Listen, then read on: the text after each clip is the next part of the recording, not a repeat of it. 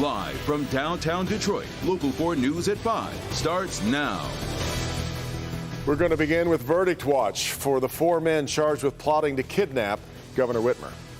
News since 4, the jury has gone home after their first full day of deliberations. Now, they were mostly quiet until late this afternoon when they sent the judge a question. Let's get to Sean Lay, live in Grand Rapids tonight, with more on whether that question really gave us any insight into what's happening right now. Sean. Devin, Pamela, it's an excellent question. I think the insight would be how careful this jury is being with this very touchy process and all the evidence they have to go over. We were in the courtroom a short time ago. The jury asked what the definition of the word weapon is, what the definition of a weapon is. The judge told them it's an instrument designed to injure or kill. And again, giving us a little bit of insight on just how careful they're being. But again, the jury has gone home for the day. U.S. District Judge Robert Yonker told the 11 women and 7 men that make up the jury that it's up to them and no one else to determine what the facts are in this case. The jury heard weeks of testimony from FBI agents, FBI informants, and from 2 of the Wolverine watchmen who pled guilty and testified against the others. Ty Garvin of Heartland and Caleb Franks of Waterford. They told the jury the plot was real and they were not entrapped by the FBI in any way. Lawyers for Brandon Caserta, Adam Fox, Daniel Harris, and Barry Croft, however, laid out their argument for the jury that the FBI took advantage of the men, informants earning their trust, and they say steered the men in the direction they wanted them to go. The attorney for Adam Fox told the jury, "We arrest terrorists, we don't create them." The attorney for defendant Barry Croft slammed the FBI in closing arguments, telling the jury, "This investigation is an embarrassment. I am ashamed of the behavior of the FBI. There is only one group of people that this is not okay. We expect better from our government, and that is you." Back here live in Grand Rapids. Again, Jury Watch starts 8:30 sharp here tomorrow morning. We'll be here, of course, covering it. And Devin and Pamela, I can tell you, being inside the courtroom, all 4 defendants were there when the jury was asking their question. All 4 seemed very, very relaxed. Back to you. And Sean, the jury also asked for something. You know, they asked earlier in the day for a dictionary, and the judge had to say no to that. No outside materials allowed in, and so he had to deny the request for a dictionary. Interesting request. All right, Sean. Our other top story here at 5, 8 apartments destroyed in a fire this morning in Southfield. This happened at the Cranbrook Center Apartments, not far from the intersection of 13 Mile and Southfield Road. Priya Mann spoke with folks who made it out, some left with just the clothes on their back. Firefighters were here within 6 minutes. By that point, flames were already through the roof. You can see on the first floor, investigators are combing through each unit. In total, 8 apartments were destroyed. My whole floor is caved in. Everything is gone. Around 8 Monday morning, a massive fire ripped through the Cranbrook Center Apartments in Southfield. It's crazy. It was smoke everywhere. It was bad. Mike Price and his mom live on the first floor. He left work because he wasn't feeling well, pulling up as the flames were spreading. It's crazy. That's what I'm saying. I was supposed to be here. He rushed inside to help his mother, who uses a wheelchair, get out safely. I had to grab my mother, had to bring her out. From the bottom, it rose to the top and it spread throughout. They lost everything. Our roof fell in and a lot of our stuff is gone. My mother's medication is in there, clothes, everything. Nearly 40 firefighters from several departments worked to put out the early morning blaze. Heavy smoke, heavy flames. Like I said, it had a head start on us before we got here. Very labor intensive, so it takes a lot of individuals to actually put a fire out of this size. Everyone made it out safely. Hours later, firefighters were bringing what was salvageable out to residents. I'm gonna have to rebuild. I'm hopefully having insurance. Hopefully the complex will do right by us and just make sure that we are good until this is taken care of.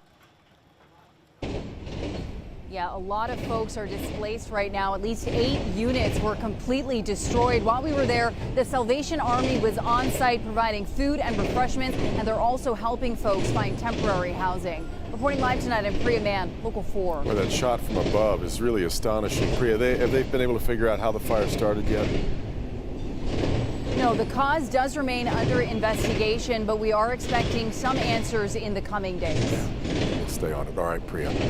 It is April 4th, and if you've seen from the video that we've already showed you, We're right on. It's been snowing, so we're right on track for spring in Southeast Michigan. And that's something that you just don't want to see at this point in time, Not really. even though we expect it. Let's get over to Andrew for an update about this nice little surprise. Hopefully the last of it, right? That's what we're hoping for, right, Pamela and Devin? And you're also right. It is par for the course here in Detroit and Southeast Michigan. Fortunately, everything was on the light side. We still have some chilly light rain that's occurring here just off the coast here in parts of Sanilac County. You can see that here in portions of right here along the coastline of Lake Huron. As you zoom in a little bit closer, you can see that here, Forester, also around Port Sanilac, getting a few leftover raindrops. Now, there's still some precipitation just to our west. You can see that here in portions of the Flint area, also parts of western Genesee County. Some of the sensors picking up a few snowflakes here. But by the time this moves into southeast Michigan, including areas in Livingston County, it's mainly going to be some chilly, light, scattered rain showers that will occur. So don't be surprised by a few more raindrops between now through dinner time and up until about midnight. Afterward, it does get drier. Now, it is chilly out there, but the temperature's gone up a bit. It's now 41 degrees, and that is key. Temperatures across all of southeast Michigan are above freezing. Up here in Sandusky, it's now 36, 38 in Pontiac, so mainly wet conditions possible as we go through the night. We'll talk more about tomorrow and the rest of your week coming up.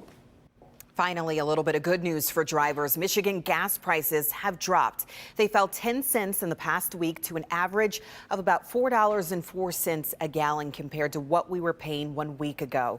The Michigan state average is still $1.20 more than what we were paying last time this year. If you're wondering, the average cost to fill a 15-gallon gas tank right now, about $60.